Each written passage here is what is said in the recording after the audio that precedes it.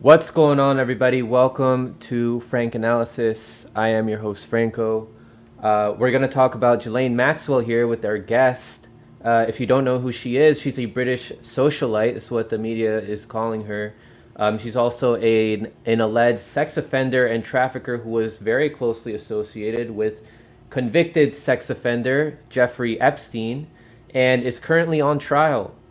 If you don't know who this woman is, you will find plenty of pictures of her with several famous people, including Bill Clinton, Elon Musk, Donald Trump, Prince Andrews, Harvey Weinstein, and many more in parties, weddings, fundraising events, or just hanging out. She is on trial for sex crimes against young and underage women. This trial is not being aired on mainstream television. Luckily, there are independent journalists on the ground who are giving updates to what is happening just outside the courthouse in Manhattan, New York City. And I'm joined today by independent journalist, content creator, and filmmaker of documentaries like Loose Chains, Invisible Empire, and Fabled Enemies, Jason Bermas, who has followed this story along with the Epstein story very closely. How are you, Jason? Where do you want to start with this?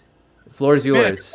I'm doing great. I'd just like people to know that I don't think we're really going to get justice in this case. I think we're going to get a lot of limited hangout. That doesn't mean that I don't think that Ghislaine Maxwell will be convicted. I think we're looking at sort of a Harvey Weinstein situation where they've already arrested other people involved in this. Okay. For those that don't know, other associates in this arena are Jean-Luc Brunel and Peter Nygaard. Now, those trials haven't happened yet. And I think that just like this trial with Ghislaine Maxwell, the scope is going to be extremely narrow and limited as not to associate them too heavily, especially in a conspiratorial or criminal manner, with some of the people you just talked about, people like Bill Gates or Bill Clinton or even, Donald Trump's name has been thrown around. And although I Mm-hmm. don't think he committed any criminal acts, I think not acknowledging the fact that he had a relationship with Epstein that spanned a very long period of time and is much more extensive than the MAGA crowd would like to admit is important. It's actually something I'm going to discuss on Alex Jones's show, which I'll be hosting right after this. I'll be hosting the fourth hour of that because, as you know, Franco, it's not about left or right to me. It's about right and wrong. And probably the biggest tell on that is the fact that Les Wexner has already been exonerated by the Mm-hmm. media for having anything to do with this case, and he is not in the same situation as Nygaard, Brunel, and Maxwell. For those that don't know who Les Wexner is, aside from being one of Epstein's business partners and close associates, he's the one that gave him or sold him the New York mansion for $1 back in the day. And of the women testifying against Maxwell, only one is actually named, and her name is Annie Farmer. Now, she's extremely significant because her sister Maria Farmer went to the FBI and the NYPD about Epstein all the way back in 1996. Obviously, that precludes what happened in Palm Beach by 11 years. Now, even more alarming than nothing being done about that, okay, is the fact that we didn't learn about that publicly until about 2017 when it came out that she had actually done interviews with people like Vicky Ward, who's very prominent in this case, and Vicky Ward withheld that information. That's a huge tell. And the idea that Maria Farmer, who actually worked at that mansion, okay, Mm-hmm. in the 90s, and claims that she was taken by Epstein into a room where he had 24-hour surveillance of not only cameras and VCRs, okay, but people working there, watching these things as they happened. Okay, that is a huge, huge alarm bell that should ring. Another huge alarm bell that should probably, people should go, whoa, wait a minute, what's all this about? Is the fact that Virginia Giuffre Roberts is not included in this trial. The fact that Mm-hmm. the baby ranch, okay, for those that don't know, the New Mexico ranch, the one where he had a baby making ranch, we'll get into that in a moment, was never, ever investigated, was never looked at. And some of the people that Virginia Giuffre Roberts named, other than Prince Andrew, which you hear about all the time, is Bill Richardson, who's still heavily in politics and at the time was the governor of New Mexico, where this ranch is located. And I mean, you look at this thing and it not being investigated on the island, Franco. It's mainline knowledge that there were underground facilities there. You can actually watch staff post Epstein arrest and suicide from, I believe it's Rusty Shackelford, the drone footage man. You can see people going into what are digged in enclaves. So, those are just the basics. We're going to go a lot deeper here. But obviously Epstein and Ghislaine Maxwell's ties to intelligence and the fact that that's not a part of this trial are also huge, my friend. Yeah. Tell us about her father, Robert. I know you mentioned that on your show, how he was the favorite child. What is the connection here that you're referring to with intelligence and her father? So if you're looking at Ghislaine Maxwell and her family, they're still very, very prominent. Her brother, her sister, they're involved with World Economic Forum. They're involved in technology. They're involved in this, kind of foundation and philanthropic lifestyle. And it was their father, Robert Maxwell, who was portrayed as a media baron in the UK that was actually outed as a Mossad asset, Israeli spy, connected also to British intelligence and beyond. And what I want to illustrate to people is when that happened in the early 90s. Now, I don't think that in itself can be downplayed. We all talk about fake news media, right, Franco? And the fact that the intelligence agencies are the ones that are running the headlines, et cetera, and putting out information through their outlets. This case was provably correct in the early 90s. And the person that broke that story was a guy we still know, Seymour Hersh, one of the last true journalists out there. And what did the fake news media, even in the early 90s, before most people even knew that term, say? This is the AP. And notice they cover their ass here. Newspapers, Hersh hoaxed over claim of new evidence on Maxwell Israel link. So it was all a hoax. He's not connected. Mirrorgate, LA Times, a press empire strikes back. Seymour Hersh has been accused of libel because of a book linking British journalists with Israeli Secret Service. Now, of course, years later, 3 years later, after Maxwell dies, Robert Maxwell, the father, dies, we'll get into that in a minute, they have to admit that he got an apology in the libel case. Notice that's not front page news. Notice that's not a big headline. You can kind of see it behind me, just like Substack on the side.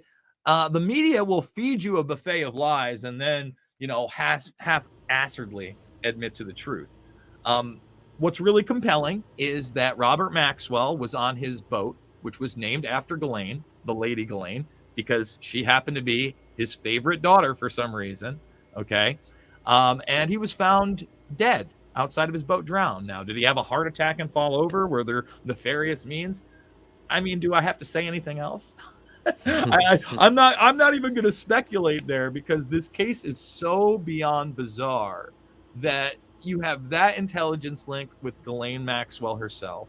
You have the fact that Jeffrey Epstein was running around claiming to be a CIA agent. It was published in media saying he was part of intelligence. When they did raid the island and they went into a safe, aside from a bunch of photographs and videos that we're still not privy to, they admitted that he had a passport to Saudi Arabia as a Saudi Arabian person. So he had a separate identity in Saudi Arabia and a passport from Austria. No, that's not linked to intelligence.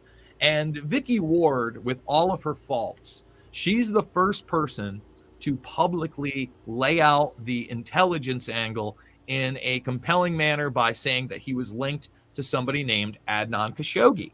Now, anybody who wants to get into Khashoggi can start getting into Iran-Contra, and then all of a sudden, so, whoa, wait a minute. CIA, Mena, Arkansas, Bill Clinton, George Herbert Walker Bush, maybe Jeffrey Epstein, maybe not just Barry Seal, because Khashoggi was helping broker those deals. And for those that don't know how that worked, to get into Israeli intelligence, right? It's the Israelis that bought the weapons from the Czechoslovakians and Polish and then shipped them down and were later reimbursed from U.S. intelligence after U.S. intelligence would ship the drugs up to places like Florida and Mena, Arkansas. So it was very circular. There was, plausible deniability and rings within rings. That's how that worked. So that news story gets broken. And to the mainstream's credit, it was, in some of the alt places you saw it, right? Daily Beast did it, Daily Caller on the other side. They were saying, hey, is this a possibility? And all of a sudden, Alex Acosta, who's the labor secretary for Trump at the time, and happened to broker the quote unquote sweetheart deal for Epstein back during the Palm Beach scandal, the one where he was leaving jail on a daily basis and going to his house and having young women come into his home, according to private investigators. I know you haven't heard much about it, but it's what happened. Acosta gets asked if there is a real intelligence link, and he was told basically it was above his pay grade and Epstein was linked to intelligence. That's what Ward said. Instead of denying that claim, he said that he was aware of it, talked around it, never just said, yeah, you can't believe everything in the press. No shit.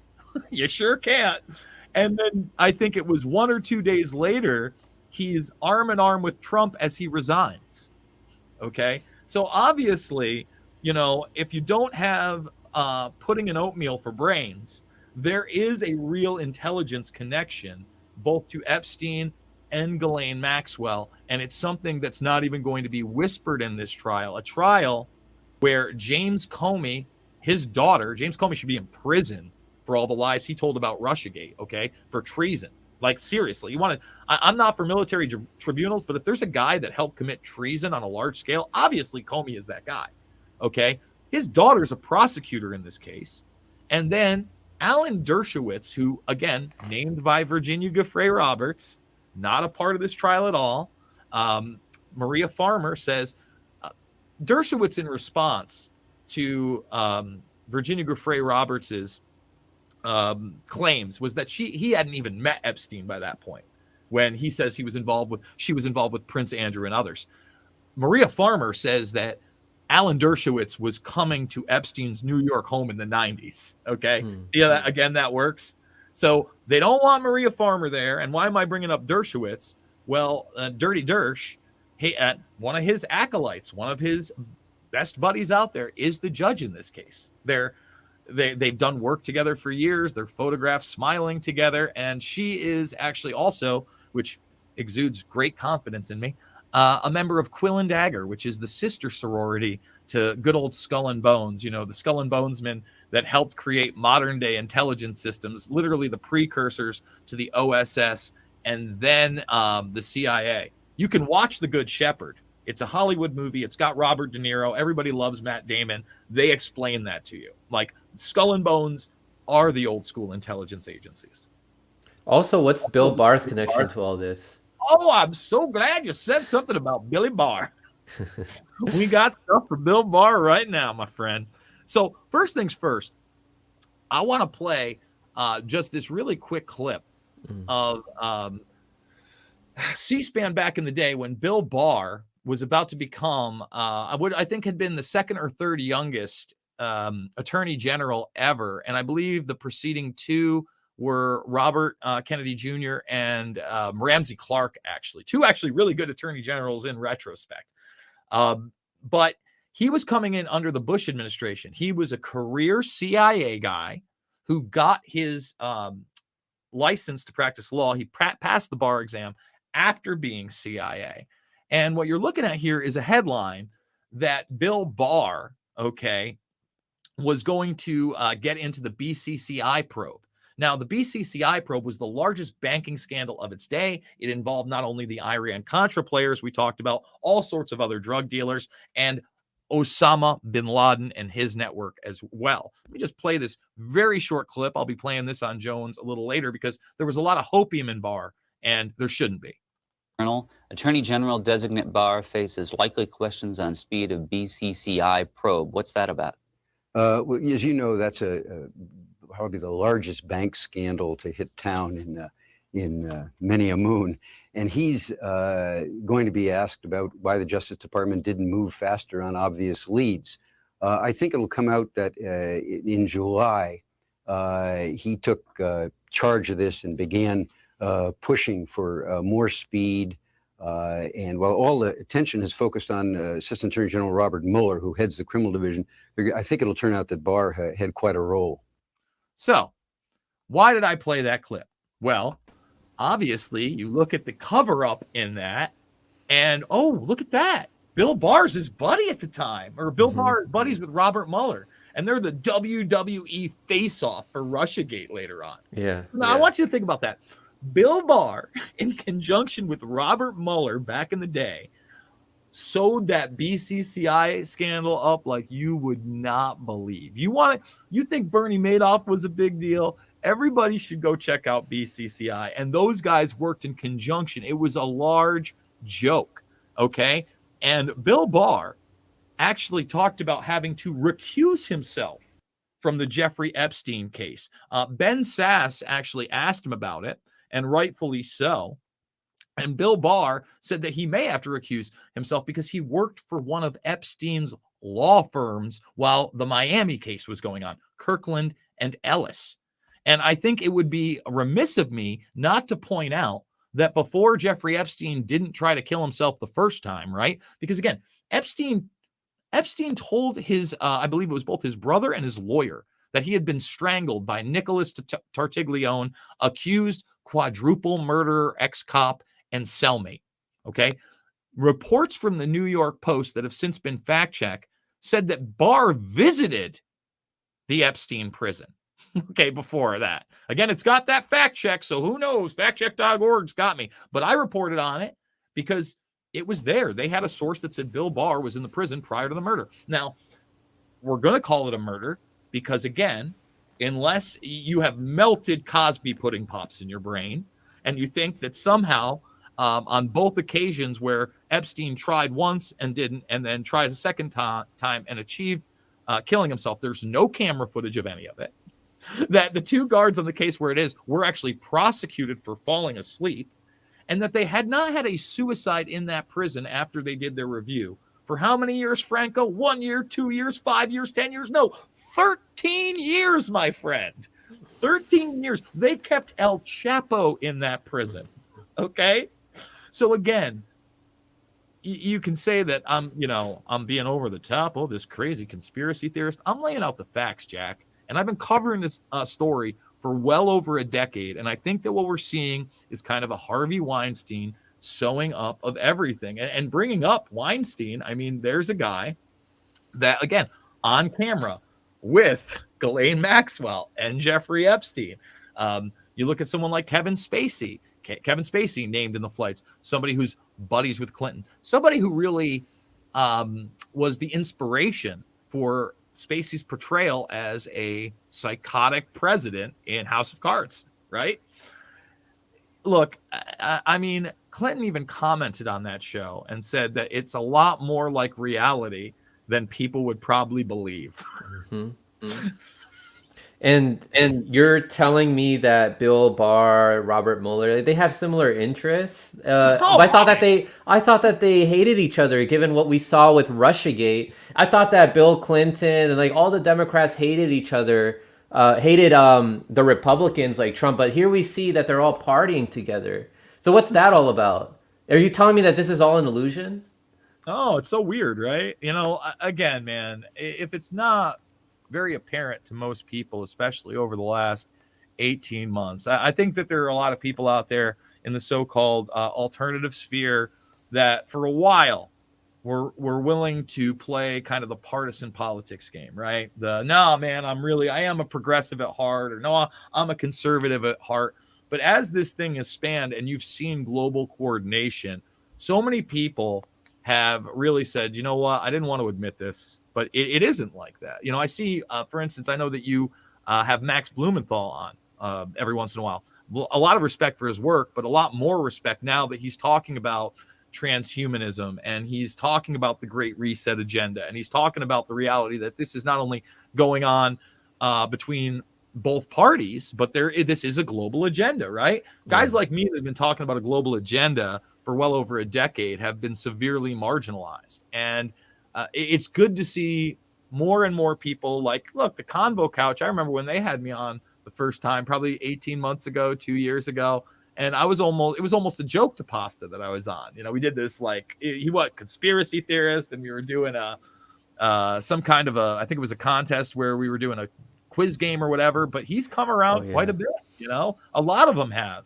And, you know, I've always said, I'm not about left or right. I'm about right and wrong. And that's why, again, today on Jones, I'm going to take Trump to task. I'm going to talk about, you know, one of the biggest failures of Trump being his association with Sheldon Adelson and his inability to pardon Assange and to continue to bring charges against Assange through Bill Barr's Justice Department, right?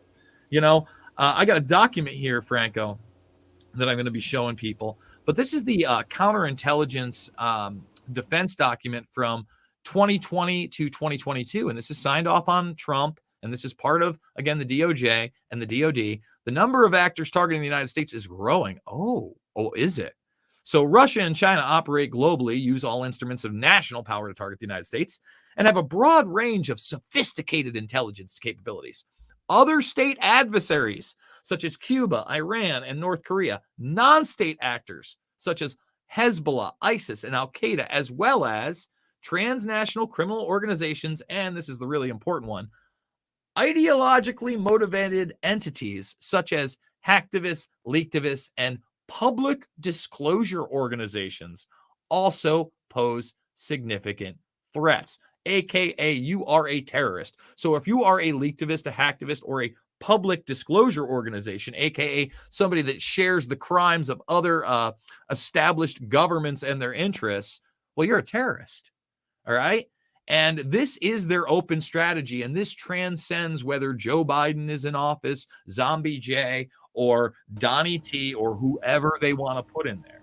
All right. Think about how widely worded that is and how dangerous that is, that they're going to associate somebody who is just forget about a public disclosure organization. What is an ideologically motivated individual? I'm ideologically motivated towards the truth. Does that somehow mean that if the truth goes against U.S. policy or what we're allowed to know, I'm a terrorist? Sure seems that way in 2021.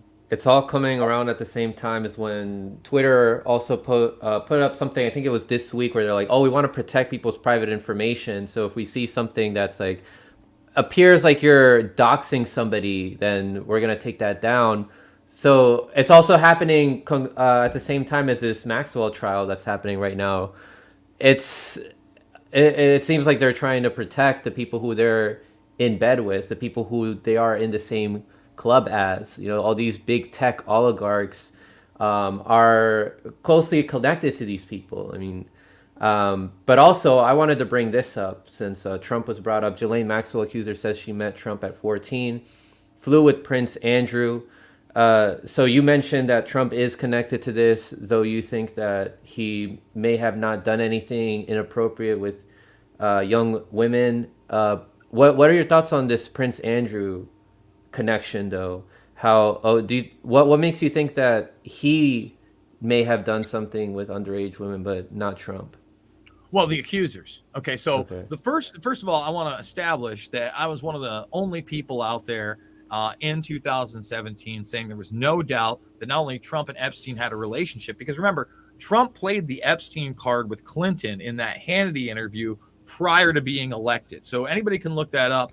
Hannity says something about Bill Clinton, and he goes, oh, well, you know, he's got that relationship with Jeffrey Epstein. That could be troubling. And if you don't think that that was a talking point fed to him by Roger Stone or Steve Bannon because they knew that it would excite people, it would get viral traction and make them want to vote for him, then you don't understand how politics works. But the first real source was the fact that James Patterson, who is the #1 author in the United States for fiction books, okay, at that time and still today. Everybody knows about James Patterson novels. Anybody can look it up. He did a book that was nonfiction all of a sudden in 2017, or actually 2016 it came out, late 2016. And first of all, it had like 3 out of 5 stars. All of his stuff is like 4 to 5 star stuff. And I'm like, that's weird.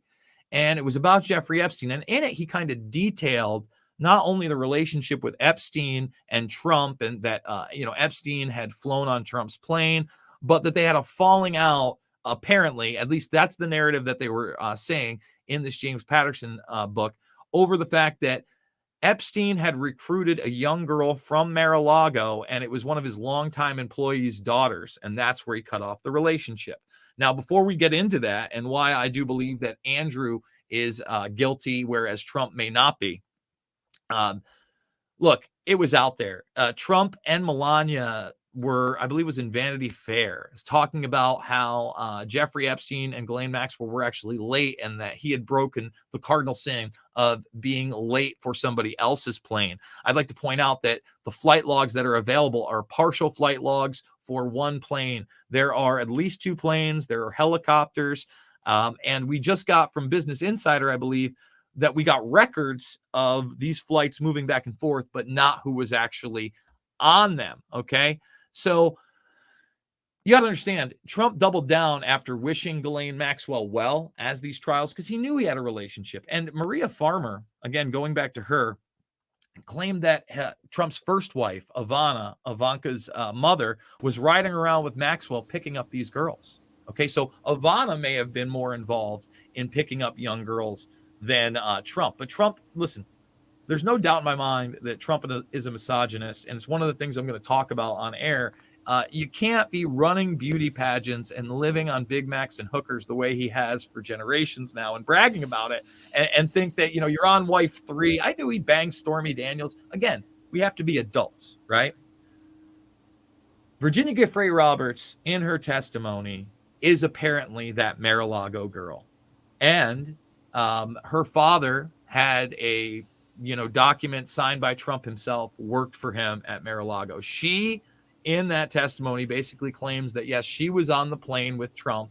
Okay, that was the only claim of Trump being on the Lolita Express prior to this. Okay, we have Katie Johnson, who claimed Trump raped her at 16, but then took that back. And I've watched Katie Johnson's testimony, by the way.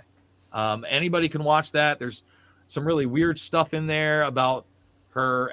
And again, maybe it's true. I've watched it. She hasn't continued with it. She dropped suit. Okay, we have to keep that into perspective. But she said things like, she was at this party and she had to put on a glove to give him a hand job and all these other things. So again, I'm not exonerating Trump's relationship with Epstein. I'm saying I haven't seen any evidence of him being with underage girls, and especially the way they went after him. You would think that they would have used that if they could find it. If they go after him for Stormy Daniels, they would have gone after him for underage girls. And I happen to believe Virginia Giuffre Roberts' testimony. She's been pretty spot on. And I've seen some of her communiques with lawyers and, other people trying to say this is where she hoaxed something or not.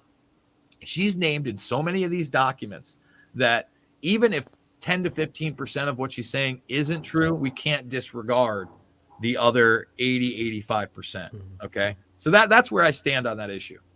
Okay. Yeah. I want to go back to some of these revelations also. Like Jeffrey Epstein's former pilot earlier this week testified that Bill Clinton, Donald Trump, Prince Andrews flew aboard Epstein's private plane. Of course, this isn't much of a surprise for you, especially, and you brought up the book Filthy Rich, that it detailed some of this information by the author James Patterson, who you mentioned used to write fiction, but then he gained an interest on this case. So you want to tell us a little bit more about that? Yeah, so he actually lived in the Palm Beach area. So while all this was going on, the local media, as is the case a lot of times, I mean, if you see a lot of the things that even go viral today, Franco, right, you're more likely to see something covered in an honest manner by some mom and pop sub outlet of ABC, NBC, or Fox News. So at the time, that story was actually being talked about in that area. And he's like, wow, this is kind of crazy. So he had a place in Palm Beach. He reached out to, I believe it was Mike Malloy, who he wrote the book with, to do some on the ground investigative journalism and then write that book. I would say after that book, he wrote a book with Bill Clinton. Okay. And a lot of people have criticized him about that. and he doesn't believe that Bill Clinton did anything appropriate on those planes. Again, I've never talked about Bill Clinton being a pedophile either. In fact, if you look at some of the things, I'm not saying he isn't. I'm just saying that we don't have that information. However, some of the information that's come out through these court documents and the filings is that Ghislaine Maxwell did sleep with Bill Clinton, according to some of these documentations. So that's something that, again, has not really been talked about much in the press, because no matter what, you certainly don't want the president of the United States or ex-president of the United States that you were so worried about banging an intern to be connected with a child trafficker for generations that you're having sex with. That would be a bad look, Bill. Right. So that book was it was published back in like 2017, and they were trying to downplay it. And during the Epstein trial, they're also trying to downplay that whole thing. With that Netflix documentary also that came out recently in like 2020, they were trying to make it out to be like, oh, Epstein was the ringleader. Now you don't really have much to worry about now that they caught him. He killed himself, allegedly. I want to show you this interesting tweet that I came across. Not this one. I'll come back to that Lex Wexner tweet. Bloomberg is trying to paint Ghislaine Maxwell as if she's a victim. So as if she was a part of this scheme. She was a tool that Jeffrey Epstein was using. Bloomberg put this tweet out: Ghislaine Maxwell's sex trafficking trial is set to be one of the biggest of the Me Too era. But the jury may have to grapple with a unique question. Is Maxwell herself a victim? I mean, is there evidence that supports that she could have been a victim, or that she was also a predator in this whole case? Absolutely not a victim. Ghislaine Maxwell is no victim at all. 0% chance. That's absolutely ridiculous. It's not a real thing. It's disturbing and abhorrent to try to paint herself in that manner, or for the media to do so, and they're doing so to run interference. Now, are there people that began as victims that then became co-conspirators? Yeah, no doubt about it. Like, if you look at some of the other names of these girls, for instance, one of them that's really captivating is probably Nadia Marcinkova. Again, through the massive amount of documentation that's come out via this case over the last several years, she apparently was bought by Epstein, I believe, at the young age of 12. And Marcinkova is named as one of the recruiters for these women, one of the people that was setting up these meetings of young girls, and even becomes one of Epstein's pilots. So if there's somebody that gets groomed into a situation, like you're literally in survival mode and you're seeing what's going on around you and you realize that you're a child sold into this, I would say that person is a victim. Okay. That doesn't mean they didn't commit horrific crimes. That doesn't mean that they shouldn't have found a way out. But I certainly can't judge somebody being sold into high level child trafficking at 12 years old from a foreign country, right? That's a pretty wild situation there, Franco. But is Ghislaine Maxwell that person? Certainly not. Certainly not. She is not a victim. She's not somebody who came into this situation as a trafficked child. There are those people. There are other co-conspirators, again, that aren't being named or prosecuted, and that's very troubling. We know those names. Sarah Palin would be one of those names. And again, the lack of the investigation, the way the media has handled it, like you talked about Filthy Rich. And it's funny, I can't remember the guy that's behind that, but currently he's doing something called Shadowlands, where, you know, they're trying to supposedly humanize QAnon supporters or MAGA heads or whatever. And they tried to like recruit me for that, but I didn't fit kind of like into their, you know, I'm not a QAnon guy. I was calling it out. You know, I still went to DC on the 6th and I covered it. I mean, I went up on the 2nd level. You know, I talked to a bunch of people there. And Joe Berlinger is the one that did Filthy Rich, right? And like you said, it doesn't get into any of the things Jason Bermas is talking about right now. The investigation discovery piece did. In fact, it had Maria Farmer in it. It was much, much better. And there was only 3 episodes of that, as opposed to, I think, what was there, 5 of Filthy Rich, something like that. or the one that I think they call it that on Netflix. I'm not quite sure, but it was based on that. And I would say, notice how much media hype that got for Netflix. Did you even know Investigation Discovery did a piece on it? Mm-mm. I had no And idea. you know what? They've been crushing it, man. Investigation Discovery did this multiple podcast series on John Wayne Gacy called The Clown and the Candyman. And if you thought that John Wayne Gacy was just murdering children with impunity in a clown costume with no help, go check out The Clown and the Candyman. Okay, go check it out. This stuff is much more prolific than any of us would like to admit. And tomorrow, Franco, in New York City, I'm not sure if it's in Central Park. It's actually, I think it's in a different park. But Nick Bryan, the author of the Franklin scandal and one of the victims, Alicia Owen, will be at an event protesting the amount of information that they're hiding from you via the Epstein trial. Now, you see this thick book. This is a book that's a follow-up to something called The Franklin Cover-Up. Mm-hmm. Now, if you read The Franklin Cover-Up by a man named John DeCamp, he was a state senator. He was actually in psychological warfare operations in the 70s during Vietnam, and a lawyer. And he takes on this case, which is beyond belief. But if you've ever heard of Conspiracy of Silence, you can still see an edited 1-hour version of Conspiracy of Silence, which is a documentary based on that book. High-level pedophilia going into the White House, young boys, Paul Bonacci, Troy Bonner, connected to a guy named Craig Spence, midnight tours of the White House and beyond. Bryant steps into the game, says, none of this can be real. DeCamp, I want your documentation. I'm going to figure out what really went down there. DeCamp says, sure, buddy, have at it.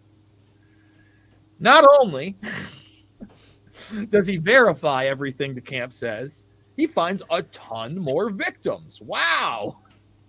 So much so that the thesaurus, the documentation, okay, to this book is well over 100 pages long, and you are looking at the actual police reports, FBI documents, and things that are just, almost unspeakable.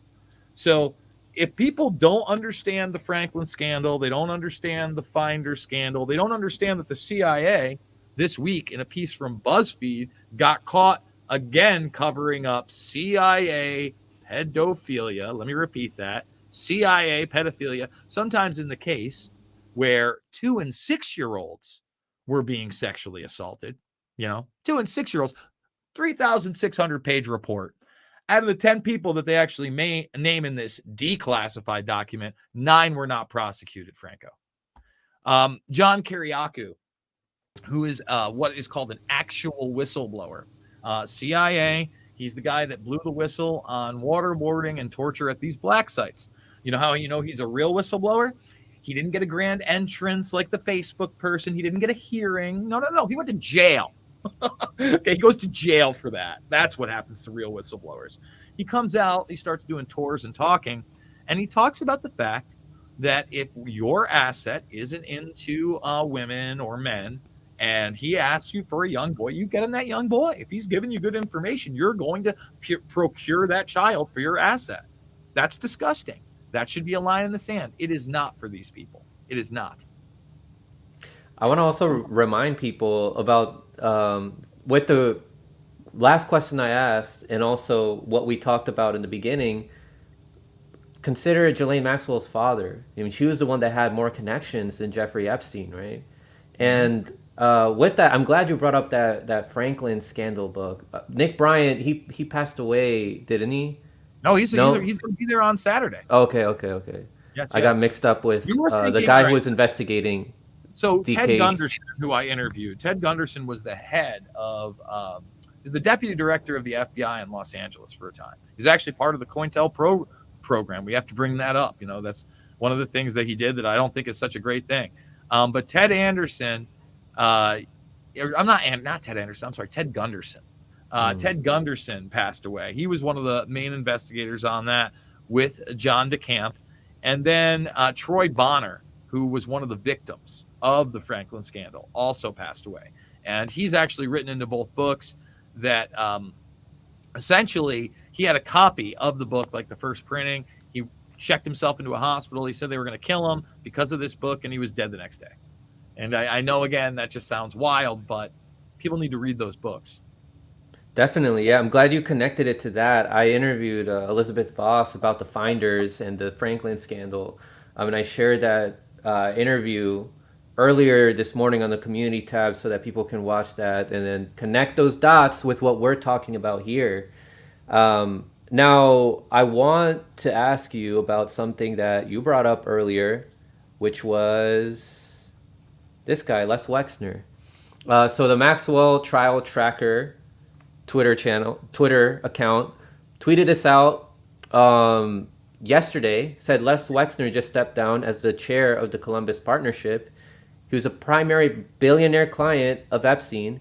He was the owner of Victoria's Secret, Abercrombie and Fitch, Express, Inc., and Bath and Body Works. And here is the source for that. He's still the chair emeritus. It's the new position that they gave him. But tell us, what is the connection with Les Wexner and this whole Jeffrey Epstein and Maxwell trial? Yeah, so again, if you listen to Maria Farmer, and she's the person, again, that was working at the New York mansion where Les Wexner apparently gave a New York mansion that was fitted with all sorts of spy gear to Epstein for $1.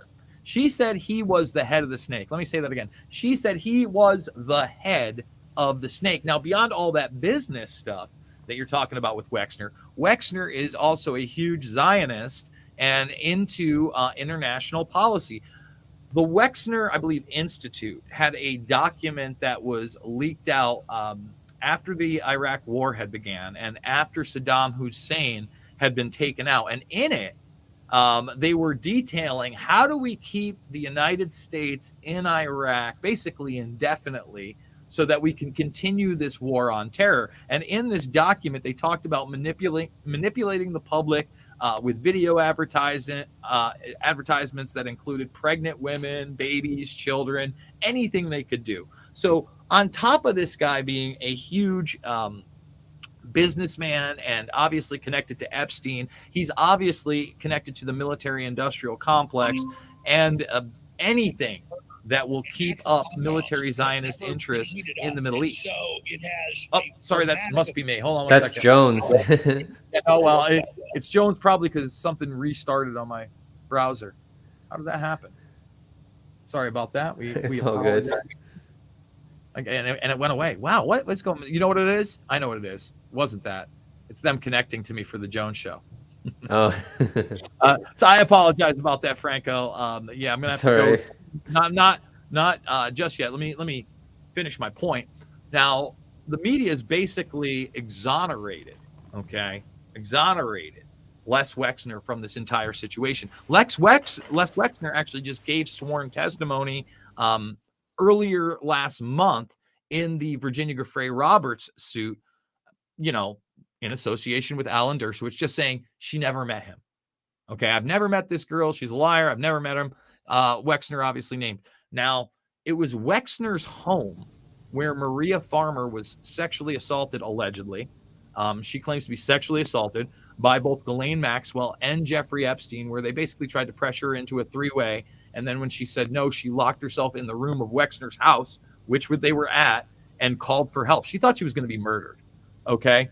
So again, this is another established connection that they were in a separate Wexner home. I believe it was the Ohio home where that happened. I could be wrong on that aspect. But unlike Nygaard and Brunel, nothing's happened to Wexner. And we've got this Nygaard hearing adjourned until December. And then we also have, do I have the other one, Jean-Luc Brunel? Maybe I don't have Jean-Luc Brunel up right this second. But he's also been taken into custody. Claude Hadid somehow has not been taken into custody, and he's on the flight logs. He's another guy that was in the modeling business. He was somebody who openly during the 80s basically would get 14 to 16-year-old girls from the United States, promise them all sorts of modeling gigs, bring them overseas into France, and then he would plug them into these little like dormitory type situations where they were all vying for jobs, and then brought to parties with, you know, clientele and other established figures, and the people that would sleep with those people are the ones that, you guessed it, would get the modeling gigs. You have any information, since we brought up Bloomberg earlier, they were trying to report Ghislaine Maxwell as being this victim. Do you have any information on his connection with all this? Michael Bloomberg is one of the largest pieces of shit out there. And, you know, it doesn't surprise me that he is connected to Ghislaine Maxwell. I would just say this. Michael Bloomberg, aside from everybody knowing him as the billionaire mayor of New York City, he's involved in the contact tracing movement. He's literally in charge of that in New York City. Bloomberg Publications is one of the most pro-global globalist publications out there. They recently did an op-ed, a very long one, saying that Facebook and Amazon and Google should actually get seats on the United Nations. And again, it's a very globalist publication that's pushing authoritative sources like the United Nations and like global governance. So, you know, he's just one of the many involved with these people. I'm certainly not accusing him of being a pedophile, but if you've heard some of the things that Michael Bloomberg has been involved in, and, you know, what he's done to some of his staff, he certainly seems like a sociopath to me. Yeah, for sure. And he is involved also in this fourth industrial revolution that we're moving into, with increasing surveillance. Of course, he's involved in a lot of this pre-crime that technology, right? Definitely someone that's not talked about enough. People talk about billionaires like Bill Gates, Elon Musk, Jeff Bezos. Bloomberg is a really underrated evil billionaire. Is there any other information you want to leave us with, Jason, before you head out?